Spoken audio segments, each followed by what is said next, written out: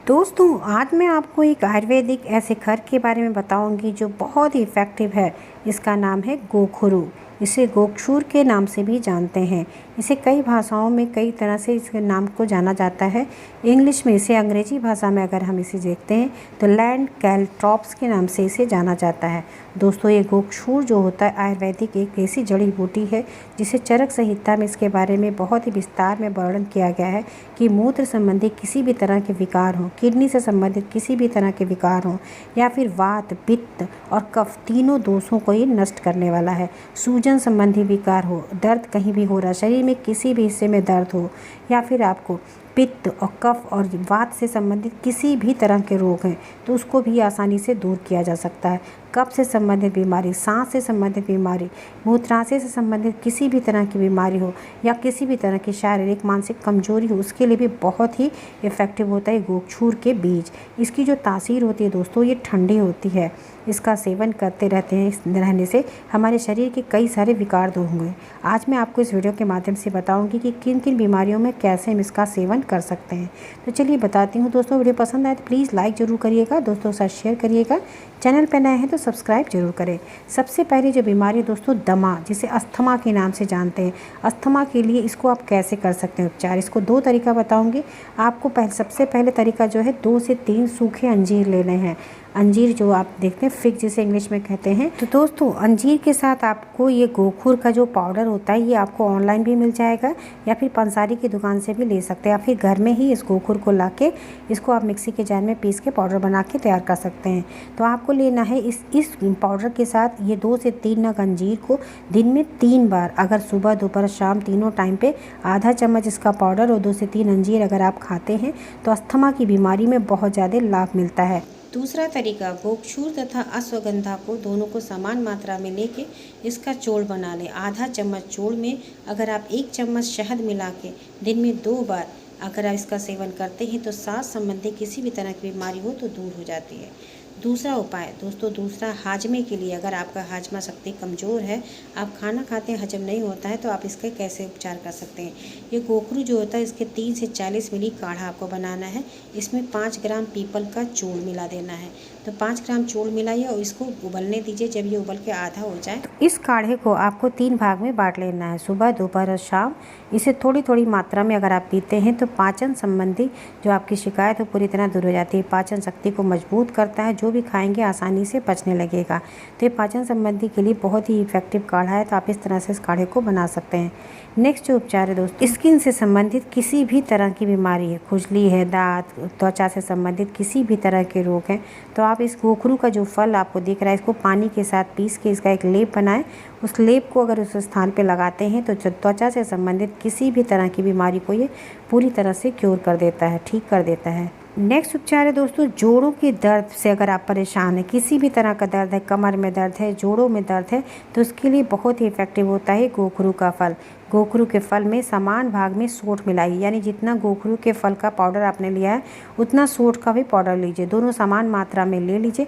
और उसके बाद 1 चम्मच ये जो पाउडर बन के तैयार होता है, 1 चम्मच पाउडर 1 गिलास पानी में डाल के उबालिए और उसको जो है जब आधा हो जाए तो उसे सुबह शाम पीने से उस काढ़े से जोड़ों के दर्द में बहुत ही ज़्यादा आराम मिलता है। दोस्तों इस काढ़े का सेवन लगभग आपको लगातार 15 दिन जरूर करना। अगर आपको इससे फ़ायदा मिले तो इसे लगातार आप 2 से 3 महीने करें। आप देखेंगे ये दर्द की समस्या आपकी पूरी तरह से ठीक हो जाएगी।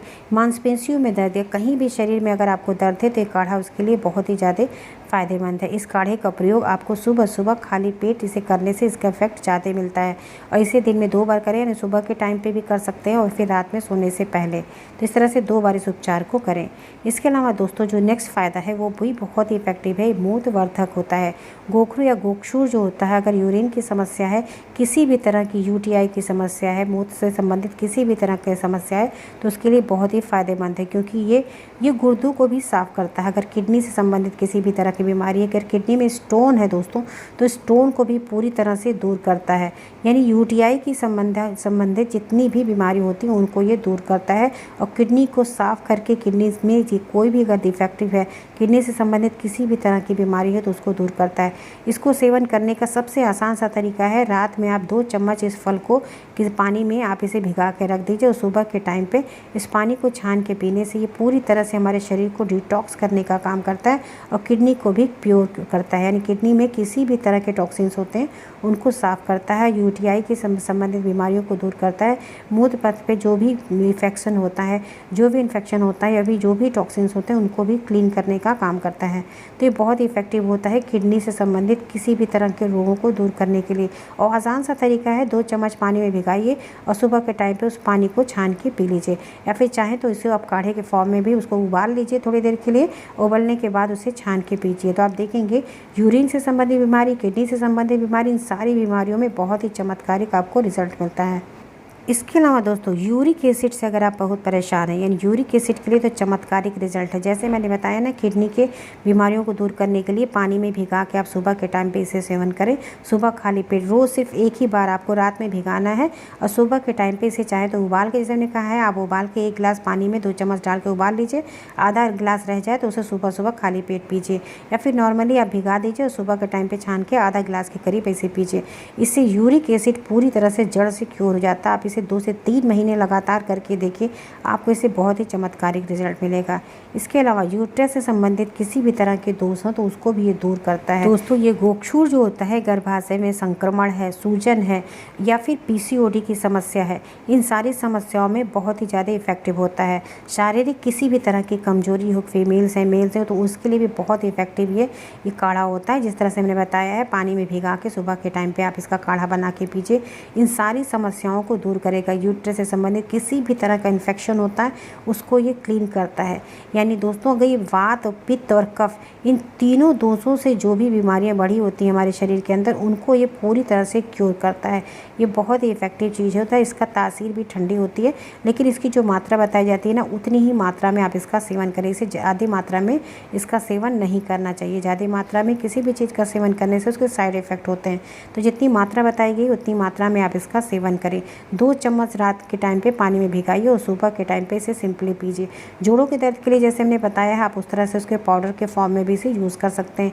तो इसे कई तरह से यूज़ किया जाता है। इसके काढ़े के फॉर्म में यूज़ करते हैं, इसका हम भिगा के भी यूज़ करते हैं, इसको पाउडर के फॉर्म में अगर आप इसे पाउडर घर में बनाना चाहें तो आसानी से इसको जो है नग है, देखिए आपको दिख रहा है किस तरह से कटीले नग होते हैं, इसमें कांटे लगे होते हैं।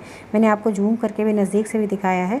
आप इसे ड्राई होता है, इसे मिक्सी के जार में पीस के घर में भी बना सकते हैं, और नहीं बना सकते तो आप डिस्क्रिप्शन बॉक्स में चेक करिएगा, आपको वहाँ पे लिंक मिल जाएगा, वहाँ से आसानी से मंगा सकते हैं।